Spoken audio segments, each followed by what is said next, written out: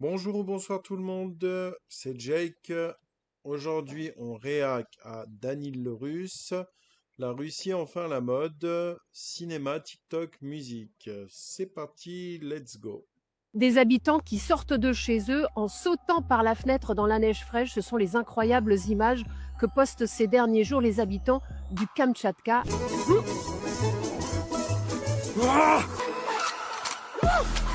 Ah, tout le monde parle des froids.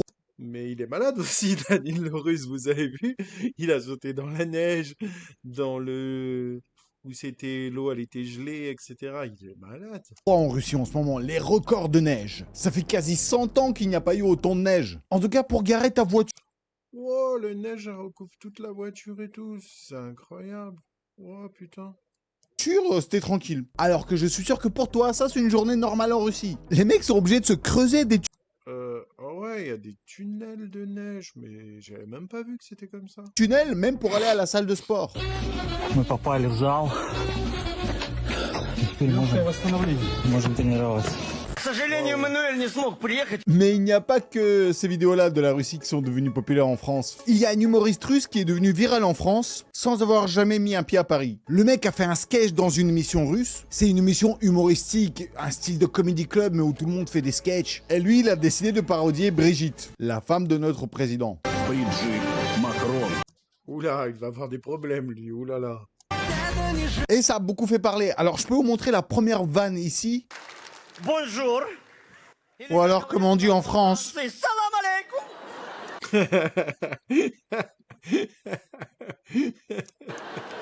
Mais pour le reste de la vidéo, j'ai trop peur pour YouTube, donc je vais la mettre sur ma chaîne Telegram, histoire que je sois pas impliqué dans rien. Et bien sûr, après, il fait des blagues où il fait allusion à ce que tout le monde fait allusion. La vidéo est devenue assez virale en Russie, tellement que ça a été sous-titré et posté sur des comptes en France. Et le public russe, ils ont appris que ça a pris de la viralité en France, donc ils sont venus dans les commentaires. Et à la base, ils s'attendaient à une vague d'indignation de la part des Français. Outrés, vexés, offensés. Et là, dans les commentaires, surprise totale. Les Français sont tous Excellent, qui a dit que les Russes n'avaient pas d'humour? morts de rire. C'est un sketch ou un C'est un sketch ou un reportage, j'arrive pas à faire la différence. Merci les Russes. Non, en France, on n'a plus le droit de faire ce genre d'humour. Les Russes, ils mettent genre, ah, les commentaires de la part de Français, c'est une merveille. Et le plus marrant, c'est que l'humoriste qui a fait ça, donc il s'appelle Denis Dorokh, lui aussi, il est venu commenter. Il a mis aucune infraction.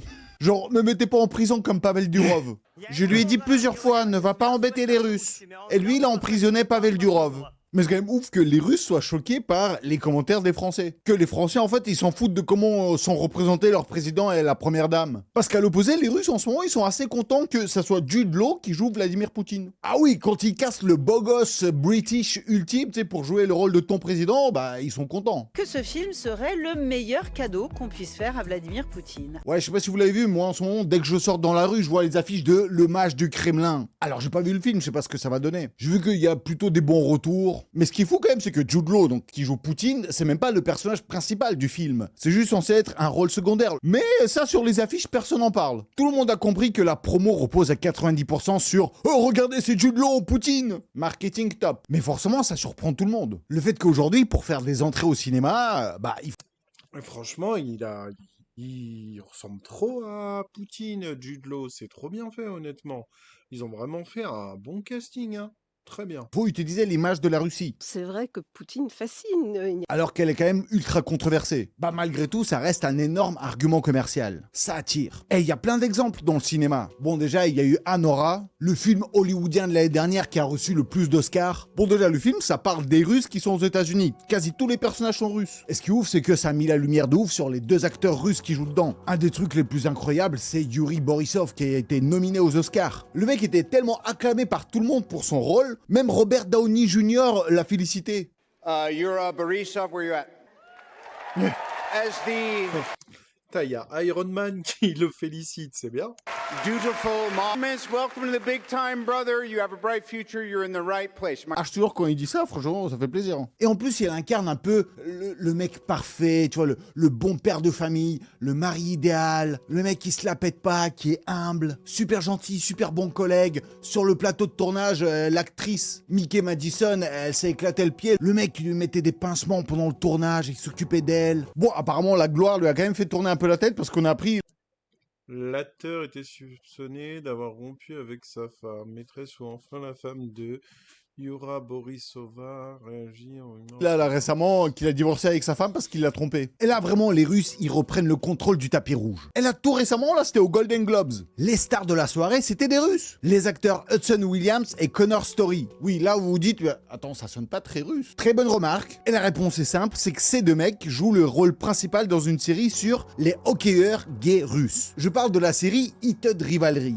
l'adaptation du roman culte de Rachel Reid. La série est sortie en fin 2025 sur la plateforme canadienne Crave, et depuis Internet ne parle que de ça. Le pitch, c'est deux stars du hockey. L'un est russe, Ilya Rozanov. L'autre est canadien, Shane Hollander. Et dans le hockey, c'est deux équipes super rivales. Donc sur la glace, ce sont deux ennemis, mais en coulisses, ils ont une relation secrète, passionnelle et interdite. Donc, Oh, les LGBT sont là, hein. C'est la culture woke. Et on est là, on est là. ils ont été numéro 1 des classements sur HBO, carton mondial. Alors dans la série, en plus, il y a plein de scènes olé olé, des scènes sportives avec des corps luisants. C'est posté de partout sur TikTok. Et dans la série, il y a des références à la Russie de partout. Des drapeaux russes, des esthétiques slaves, des musiques russes. Et d'ailleurs, en parlant de la musique, le coup de génie est absolu parce qu'ils ont choisi une chanson de Tattoo pour être la bande-son. Oui, Tattoo, c'est un groupe de deux filles russes qui, pendant longtemps, Ah, je savais pas que c'était russe, ça. Je sais pas si vous vous souvenez, les gens, de cette musique. Enfin, on va dire pour les plus anciens. Ça avait cartonné, cette musique. Ah, ils étaient à son russe, d'accord. on dit qu'elles étaient lesbiennes. Et en ce moment, ils battent des records d'écoute sur Spotify. La chanson a dépassé désormais 1 million d'écoutes par jour sur Spotify, avec un total qui frôle 800 millions de streams. Ah, c'est la Eh ben, c'est une dinguerie, hein. C'est une dinguerie pour une ancienne chanson comme ça, d'avoir une nouvelle jeunesse, c'est dingue. renaissance totale. Et ce n'est pas un hasard. Parce que All the Things She Said, c'est littéralement une chanson de l'amour interdit. La peur d'être vu, la nécessité de se cacher. Donc dans une série sur deux sportifs ultra médiatisés qui vivent une relation secrète, c'est un très bon choix musical. Et dans les années 2000, le groupe Tattoo était super connu de partout. C'est le groupe russe, je pense, qui est le plus connu dans le monde. Elles étaient tellement connues que dans une cérémonie aux États-Unis, elles ont balancé une jupe sur P. Diddy.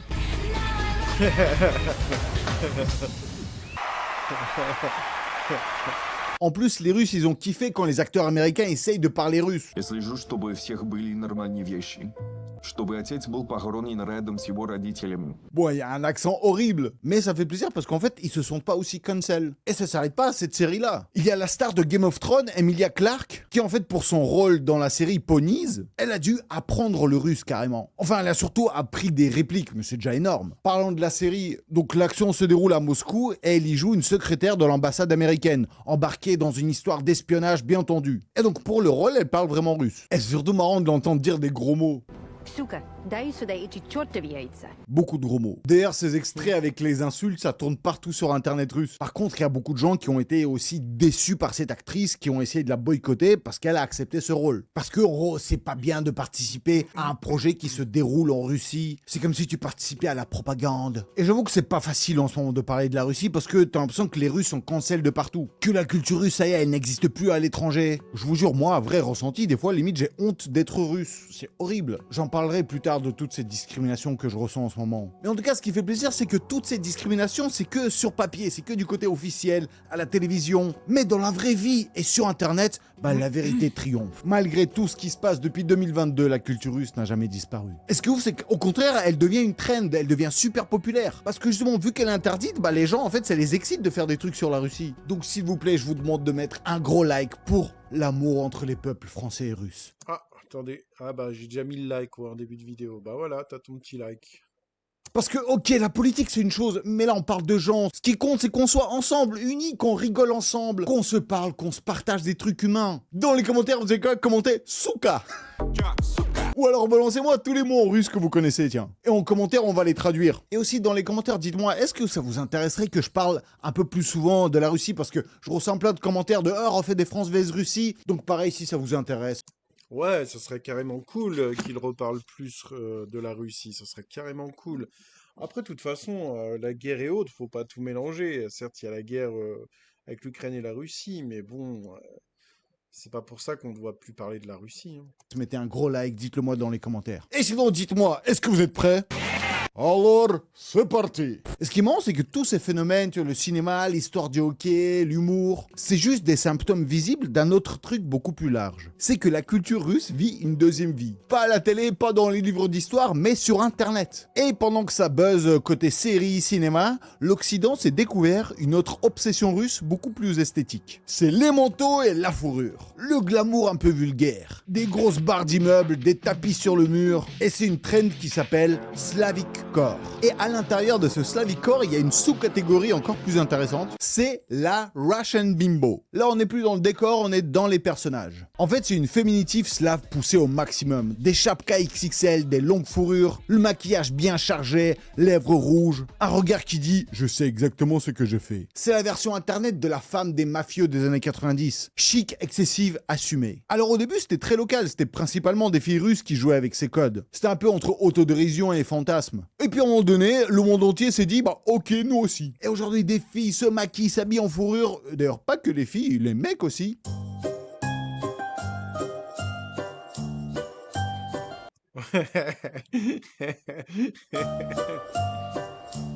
Moi aussi, hein. Partout sur la planète, ils enfilent des manteaux énormes, des chapkas, des lunettes de soleil par temps gris. Ils marchent en talons sur la glace et appellent ça un mood. Ce qui ressemblait à la base en fait à une blague internet, c'est devenu un vrai style. Le Slavic Core n'est plus juste une parodie des Russes, c'est une esthétique à part entière. Et même les stars s'y ont mises. Kim Kardashian a testé le look, donc chapka, fourrure, ambiance je sors de Moscou mais en jet privé. Kendall Jenner a suivi, donc manteau long, talons, tout le starter pack de la Russe vue par internet. Et le délire ne s'arrête pas aux fringues. Il existe aussi un tag à part entière, c'est Slavic esthétique. C'est le tapis sur les murs, les blénis, les sandwichs au caviar rouge. Parce que c'est vrai, quel Russe vit sans ça? Et d'ailleurs, le Slavic Core n'est pas qu'une histoire de manteau et de chapka. C'est surtout une affaire de visage. Oui, apparemment, nos têtes ne fonctionnent pas comme les autres sur Internet. Et en ce moment, les réseaux sociaux occidentaux sont obsédés par le Slavic face. Ils appellent ça le Slavic stare. C'est un regard très froid, hautain, distant. Le genre de regard qui te dit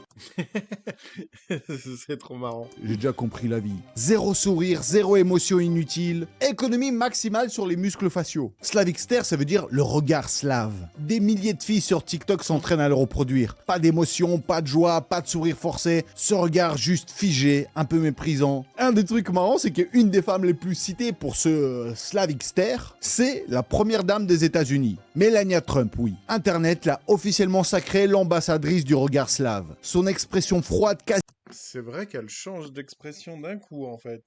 Ah ouais, c'est dinguerie. quasi immobile, a été disséqué, analysé, transformé en mème depuis des années. Et puis aujourd'hui, c'est devenu un standard esthétique. À l'époque du premier mandat de Trump, elle se faisait détester. Et aujourd'hui, même parmi les anti-Trump, beaucoup avouent admirer son image. Glaciale, distante, un peu calculatrice. Très Slavic woman energy. D'ailleurs, là, il y a un film qui sort sur elle, carrément. Après, rappelons quand même que Melania Trump est slovène. Donc, techniquement, elle est de la famille. Ce qui est vraiment drôle dans tout ça, c'est le contraste avec la vraie vie. Parce que pendant que des meufs sur TikTok font des efforts surhumains pour avoir l'air sévère, mystérieuse et détachée, bah les femmes russes, c'est tout le contraire. Par exemple, moi, ma femme, elle est russe, elle fait des efforts de ouf, au contraire, pour sourire de temps en temps. Parce qu'elle a le Slavic face incarné par défaut de base.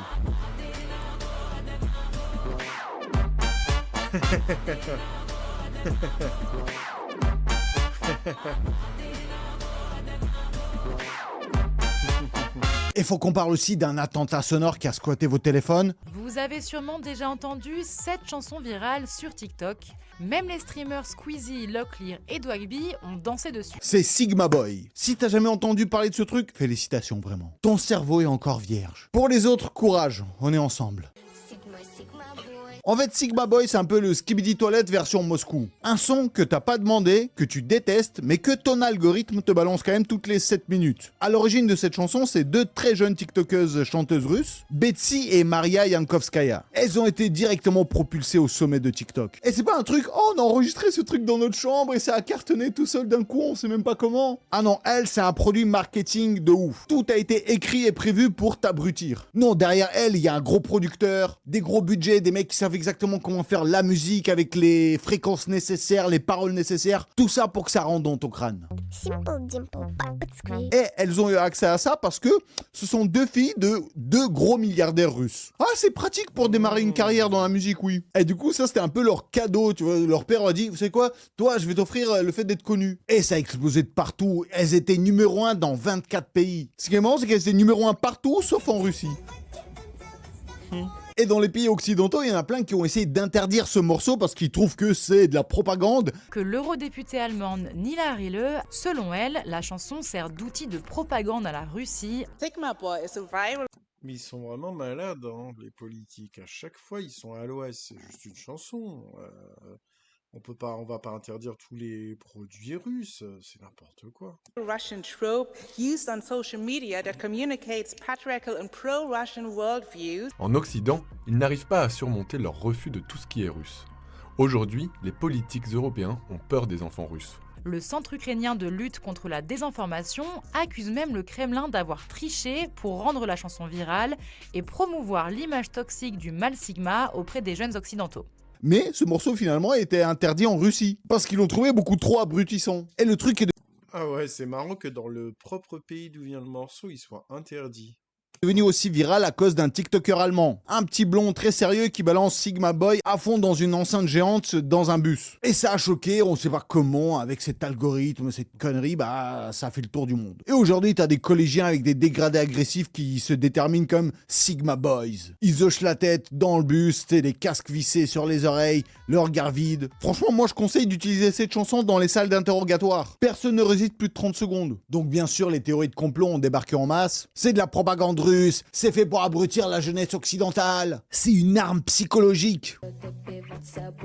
Et le plus fascinant, c'est les paroles. Elles sont tellement creuses qu'elles font passer une étiquette d'un spray WC pour une œuvre de Shakespeare. Et aussi en ce moment, les occidentaux sur TikTok, ils sont en train de tomber amoureux de deux jeunes russes. Ils s'appellent Gorilla Cluyu et Lil Nakour. Et leur concept est simple. Des décors russes ultra clichés, des maisons de campagne qui s'appellent des isbas, des balalaïkas, des fringues traditionnelles. Et en plus avec des regards sérieux. Zéro ironie apparente. Ah, c'est vraiment la Russie la plus cliché possible. Et bizarrement, il y a plein de filles dans les commentaires qui te demandent une suite, qui sont fans. Encore s'il vous plaît, refaites-le. Je veux la même vidéo en plus longue. Et bien sûr, il y a des parodies qui apparaissent, des gens qui essaient de reproduire les danses russes, l'attitude, le regard mystérieux. Et plus globalement, de plus en plus d'étrangers dansent sur de la musique russe, ou tentent de parler russe. Ah ouais, mais tout le monde commence à rouler d'air. Il y a par exemple la trend de I'm not Russian, but, genre, je ne suis pas russe, mais... I'm not Russian, but... Et là, les gens chantent des chansons russes. I'm not Russian, but... We are not Russian, but... Évidemment, la Russian vibe n'allait pas s'arrêter aux fringues et au regard glacial. Elle a fini par atteindre l'endroit le plus dangereux d'Internet. La musique. Et un des trucs que personne n'a vu venir, c'est une chanson russe qui est devenue super populaire. La chanteuse s'appelle Katia Lel et la chanson c'est Moy Marmeladny. T'as dû l'entendre sûrement. Попробуй moi, попробуй джага джага, попробуй это надо. Pour les Russes, c'est un des comebacks les plus improbables. Et en Russie, c'est un titre qui est sorti il y a plus de 20 ans. À une époque où TikTok n'existait même pas. Spotify n'existait pas. Les CD existaient à peine. Et pourtant, le morceau est monté jusqu'à la 3e place du classement des chansons les plus virales sur Spotify. Comme ça, sans prévenir. Le titre s'est remis à tourner de partout sur les réseaux. Waouh, c'est dingue quand même là.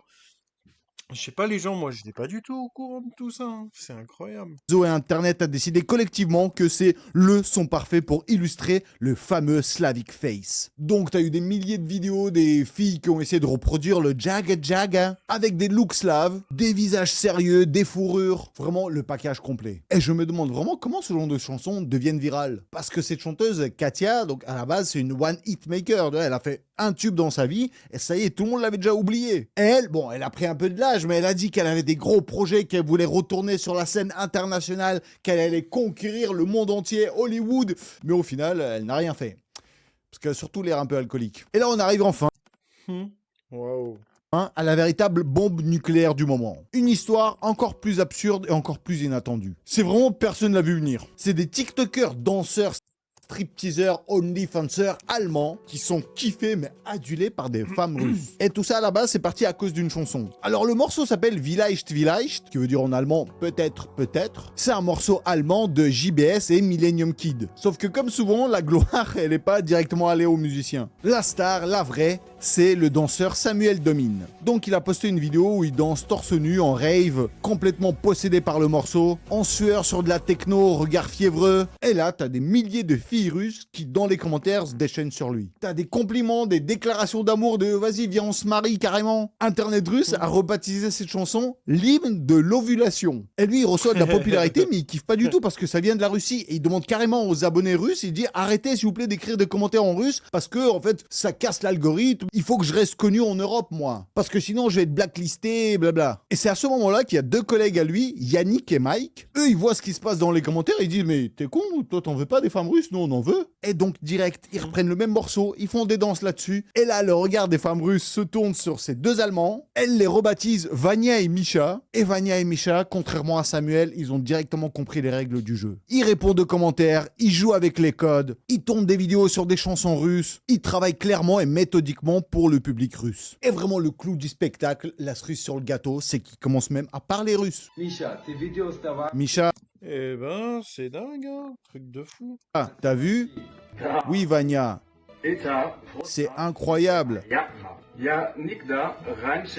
Je n'ai jamais ressenti autant d'amour et de soutien. Oh, des Allemands qui parlent russe. Waouh, ça doit être tellement dur à avoir l'accent russe quand t'as l'accent allemand. Putain. Les mecs direct, ils ouvrent des chaînes Telegram, ils ont des abonnés de ouf, on leur fait des dons. Ils sont même invités à faire des shows en Russie, les filles, elles sont prêtes à tout. Bon, en parallèle, il y a quand même les mecs russes qui sont un peu dégoûtés, parce qu'ils se disent, et nous à côté, en fait, c'est quoi? Faut se raser le torse. La trend devient tellement Ouais, il est tellement poilu, Daniel, c'est une folie. énorme qu'un reportage à la TV russe lui est carrément consacré. Et le gros message c'est « Regardez, notre culture est à nouveau arrivée jusqu'à Berlin ». En tout cas, moi je vous le confirme, les Russes, ils kiffent les Français, ils kiffent les Européens. Venir en France, kiffer tous ensemble. N'écoutez pas ce qu'on vous raconte à la télé. Venez juste, on s'aime dans ces moments de tension. Moi en tout cas, je vous kiffe tous mes yagadous, je vous fais d'énormes yagadakis. J'ai déjà hâte de vous retrouver à la prochaine vidéo qui va arriver, mais très jaga. Très bientôt. Oh là là là là. La big face. Je l'ai ou pas? Ouais, la vidéo, elle était folle. Franchement, n'oubliez pas de liker, de vous abonner, de commenter. Moi, je vous retrouve sur une prochaine vidéo.